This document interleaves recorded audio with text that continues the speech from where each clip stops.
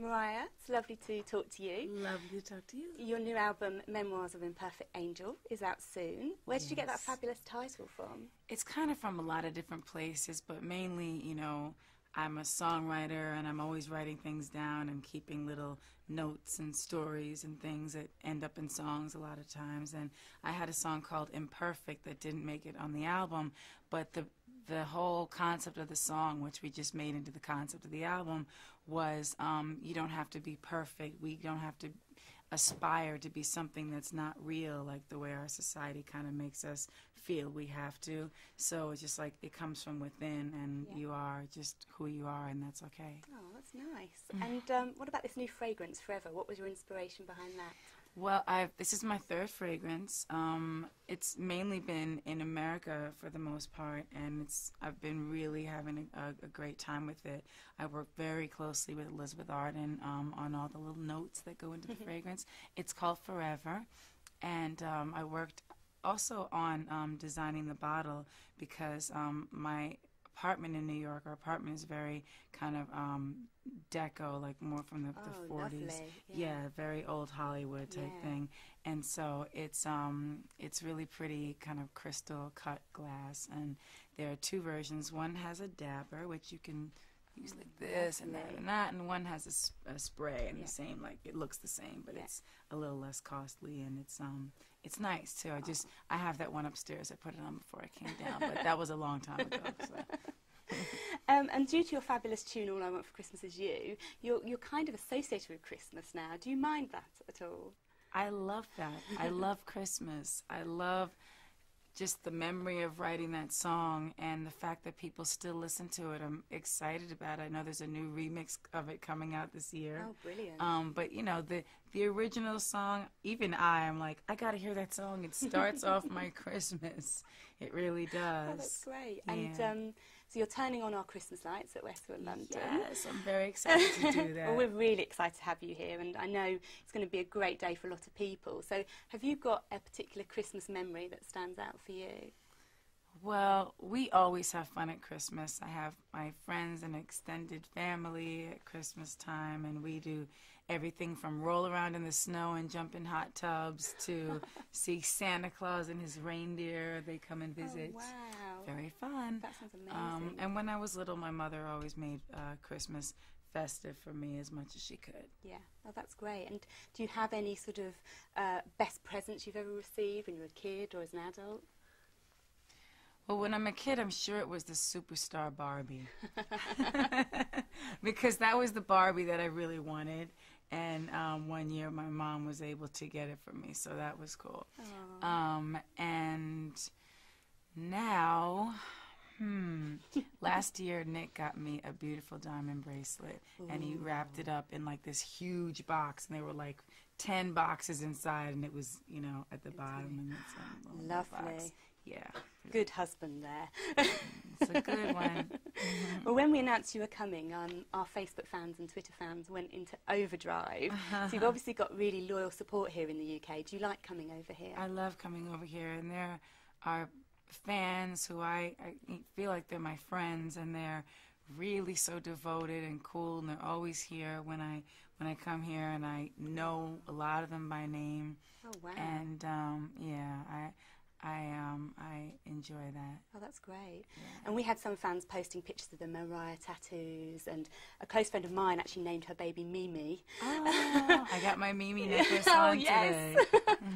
So do you ever get used to having that effect on people? It's, you know, the first time it happened to me, it was only my second album, and someone had already named their baby Mariah after me, and that it really had a huge effect on me, because when I was little, nobody had that name. Yeah. And it annoyed me because I was like, how come, you know, when they had the little TV shows and they'd go, hi Janie and Debbie and this one and that one, that I never had, no one ever said my name. Oh. So I felt very alone. And no, but it's pretty cool now to see that effect. So we asked your fans some questions, so if you don't mind answering those. So Mustafa said, if you could work with any new artist from 2009, who would you choose?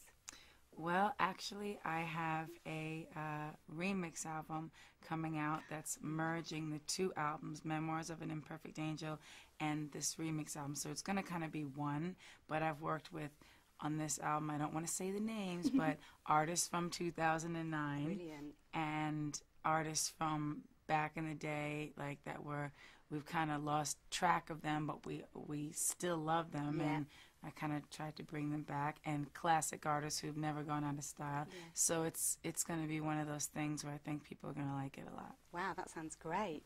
And Paul O'Leary asks, what happens to all your unreleased tracks when you have recording, sessions? Do you keep them? Do you save them? Are we ever going to hear them? Maybe. And then Josh Lewis Curd says, do you ever check out people doing covers of your songs on YouTube? Sometimes I do. Sometimes when people are being mean, like to someone who they're saying, oh, they're not singing it well or whatever, Yeah. I don't listen to that. It's mean. And Alex Vasso asked a very good question, I think. Are you going to do something special next year to celebrate your 20 years in the industry? Oh, somebody asked me that the other day. I tried to explain that I only acknowledge up to being 12 years old because that's how old I still feel. So I'm eternally 12, so it's impossible that I've been in the industry this long. I'm kind of like Tinkerbell, I like that attitude. You can just call me Tink from now on. Okay, Tink. Amy Manda wants to know, are you going to do any concerts in the UK soon? They're all desperate. I think so. Oh, Yeah. great. That's so exciting. Any sort of ideas about dates? Or? I'm waiting to get all the information from the powers that be, and then we'll figure it out. That's so exciting. Brilliant. Yeah. Can't wait to hear you over here. And there's something else that we really love about you, apart from your amazing singing voice, is that you embrace your curves and you love them and you always look spectacular. Thank So you. do you have any tips to give lots of ordinary girls who aren't these perfect visions that the media always, You mean point like to us? that aren't size 0? Yes, exactly. Which is actually an impossible Exactly. size to be, unless you're that skinny. Yeah. Well, I don't know. You just have to love yourself. Yeah. Yeah. And no tips on how to get there. Oh, so wait, what exactly are you asking me? So how can you embrace yourself and love yourself in that time when people are size 0 and that's seen as the norm? I think you break the mold in that respect, which is great. You. Well, there were always, like, throughout time, some actresses and icons who were very thin and, had a certain look, and then they were like an Audrey Hepburn, and then there was Marilyn Monroe that people would refer to as Zoftig.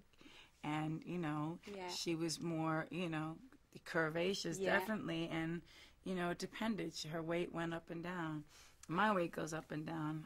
I think I'll lose some weight it's kind of easy to lose weight. The spinach diet's pretty easy. You just eat really bland spinach and tomatoes. Sounds disgusting. It's horrible.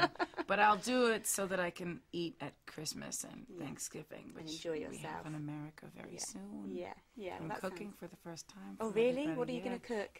Well, we have a traditional Thanksgiving meal. I know it's kind of like, we won, so it's difficult. No, I'm only kidding.